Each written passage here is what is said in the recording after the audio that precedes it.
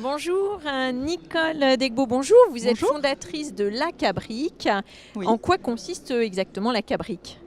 La Cabrique, c'est un rêve finalement, c'est un rêve d'entreprise, c'est une fabrique de gouvernance stratégique et humaine qui accompagne les transformations pour relier l'économie à l'humain. Et en fait, ça s'articule sur deux principes directeurs: réinventer des modèles de croissance en privilégiant la centralité de l'humain et libérer le génie humain pour réveiller le génie du travail. Oh là là, qu'est-ce que ça veut dire réveiller le génie humain? En fait, c'est faire en sorte que l'ensemble des parties prenantes de l'entreprise puissent donner le maximum de leur potentiel. Et comment on s'y prend pour ça? Parce que c'est le rêve de toute entreprise, j'imagine.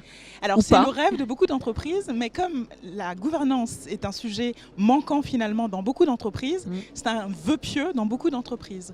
Et en fait, pour libérer tout simplement le génie humain, il faut agréger un certain nombre de notions que l'on qualifie souvent de notions managériales pour créer un système de management porteur, tout simplement. Alors vous intervenez comme conseil auprès d'entreprises, vous donnez des conseils justement pour améliorer cette gouvernance, pour libérer ce que vous appelez le génie humain? Tout à fait. Alors, lorsque nous travaillons, notre modèle est spécifique puisque nous intervenons sur deux marchés, le marché des entreprises et le marché des personnes.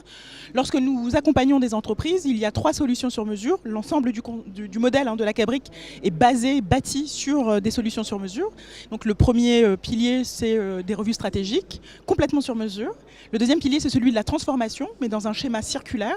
Et le troisième, c'est vraiment travailler de manière chirurgicale sur des enjeux de performance qui sont très structurants pour une entreprise. Alors quels sont vos clients, si vous pouvez nous donner des grands noms, ou alors des exemples de secteurs d'activité? Alors plutôt des exemples de secteurs d'activité, parce que je suis dans taille, un domaine où on ne communique pas bien sur le nom sûr, des clients. Alors, des TPE, des PME, des grands groupes, secteur privé, secteur public, ESS.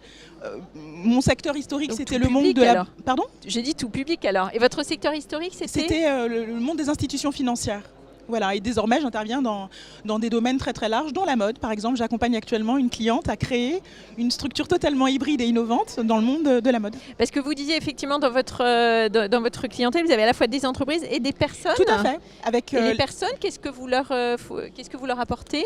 Alors, les personnes, l'enjeu du travail avec les personnes, de cet accompagnement, c'est vraiment une notion philosophique qu'on appelle l'individuation. Comment est-ce qu'on accompagne l'individu à faire des choix en conscience claire, donc des choix assumés, pour pouvoir aller vers leur accomplissement. En anglais, on parle de fulfillment.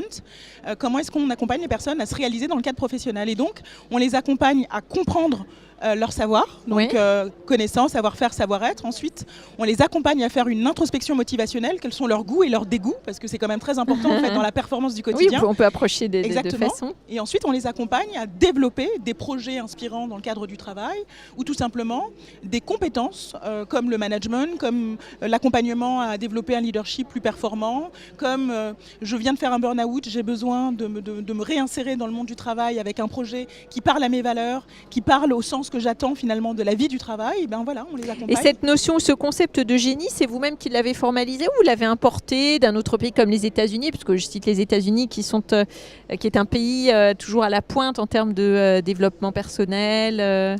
Alors, c'est vrai que ce terme et ce concept. Alors c'est vrai que les anglo-saxons n'ont absolument pas d'inhibition avec la notion de génie, mais en fait c'est vraiment un concept qui est sorti de ma tête, puisque je vais vous faire une confidence issue de la diversité.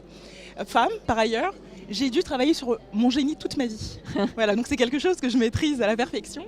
Et ce que j'ai remarqué dans le cadre de mes 20 années d'expérience, c'est qu'un certain nombre de travailleurs, de collaborateurs, se trouvaient manquants finalement dans leur écosystème et ils ont très souvent l'impression de ne pas être à la bonne place, de ne pas pouvoir donner l'ensemble de leur potentiel, de ne pas pouvoir libérer en fait l'ensemble de leur potentiel.